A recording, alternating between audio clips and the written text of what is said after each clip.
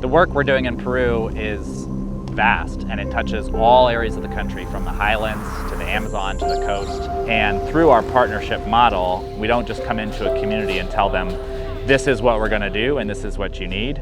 We work with our partners, we engage with them, we listen to them, and find the most valuable solution for the most pressing need in their community.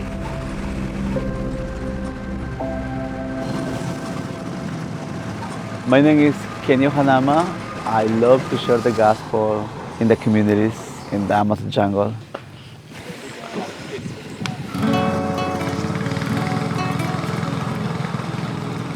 Today we're at a small village about an hour by canoe up the Amazon River, and we'll visit with the people there, see the church building that we built, as well as the clean water project that we provided for the people there.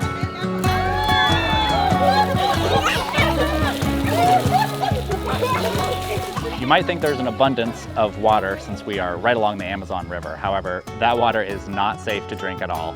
The families here were telling us for a long time that's the water that they drank, that's the water that they bathed themselves in. Woman in the Bible is getting water from the water well. This was the moment when Jesus met her. The water project is located right next to the church. This community has been completely transformed by the provision of that clean water. The kids are no longer sick, and they're providing not just clean water, but also the living water.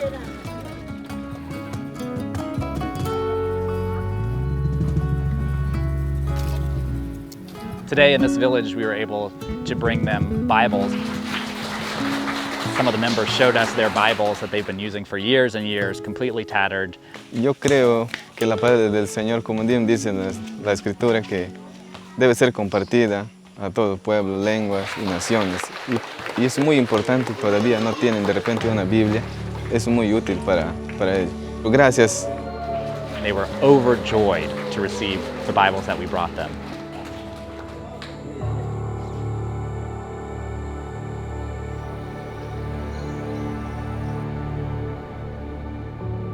In that time of crisis, the people turned to the church, and that's where they sought refuge, and that's where they sought help. Without Jesus, all this help is only for the moment. This is why Jesus said to the woman close to the well, if you drink this water, you will be thirsty again. The real help everybody needs, that is the living water, is Jesus. The pastor in the community was telling us the story about how now that he had the blessing of the church in his village, that God was calling him to then multiply the churches throughout this region.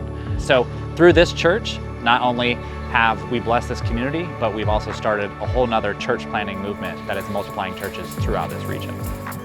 If you just help one pastor, there's a duplication, a multiplication effect there, and that's how generations are changed. When we talk about help for today and hope for tomorrow, this village is a tremendous example of that. Each place we visited here in Peru, the needs are different.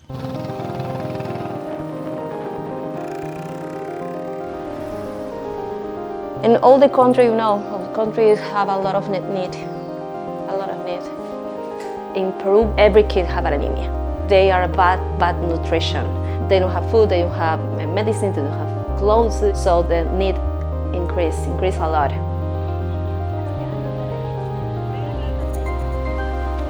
We're carrying boxes of food up the side of this mountain to one of these community kitchens where this volunteer cooks daily for over 25 families that live in our community that don't have enough to eat. Si no vayan a la olla común, es posible que no va a comer ese día. Ese día no.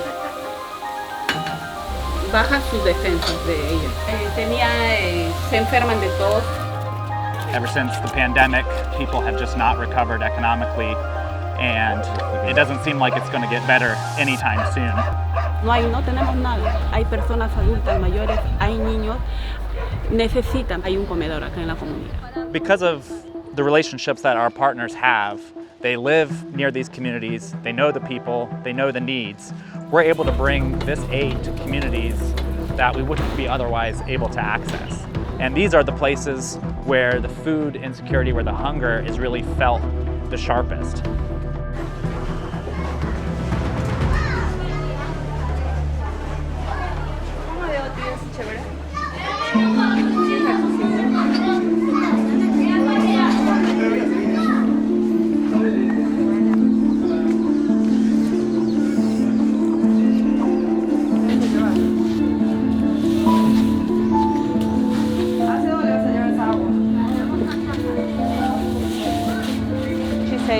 very difficult to live here because it's very dangerous for the children. They can fall in the river.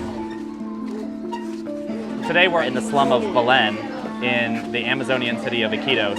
This is easily one of the most unhygienic and crowded slums I have ever been to in my life. I mean, there was raw sewage just flowing down the sidewalks, and you'd see kids riding their bike right next to that. All of the houses are built on stilts because it floods pretty much 4 to 6 months out of the year. Kids are facing acute malnutrition, they have anemia, and a lot of them have parasites because of the unhealthy water and food that they're consuming. The reason why we started our feeding program is because they were stealing the bread from the church. The children, if they say, hey, yesterday I don't eat anything. But now they know that they are in a safe place where they can ask. In this house, on the stilts right here in the middle of the slum, our partner is doing a tremendous job ministering to these kids.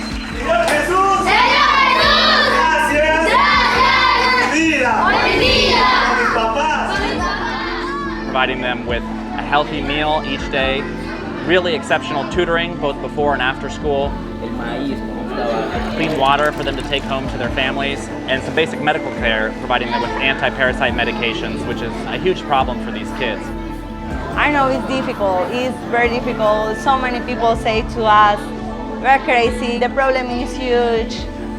We know that the problem is huge, but I think that we are bringing hope, and the hope can change in every family. ¿Tú has visto alguna diferencia en cómo les va a ellos en la escuela? Porque él está estudiando en la tarde en las casas de rey. Wow. Ah, ni es mejor, me dice. Y así. Y eres el mejor alumno del colegio. No, en serio. Tienes mejores notas. Eres el mejor de tu clase. Felicidades. ¿Tú sabes qué quieres hacer cuando seas grande? Médico. ¡Wow! Ah, doctor. ¿Cuál es tu sueño para Oti? ¿Me puedes decirlo? Repítelo, no tengas vergüenza. Tus palabras tienen poder. Dile, ¿cuál es tu sueño? Que sea médico. Wow! We believe that they are that generation that they write a different history.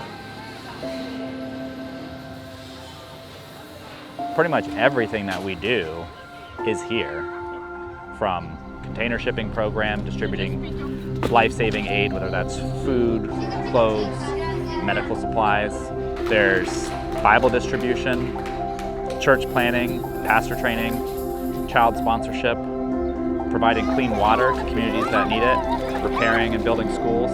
Everything that World Help does, you can find here in Peru. And we're doing really good work, and we believe in the work of our partners, but we cannot sustain this work without your help.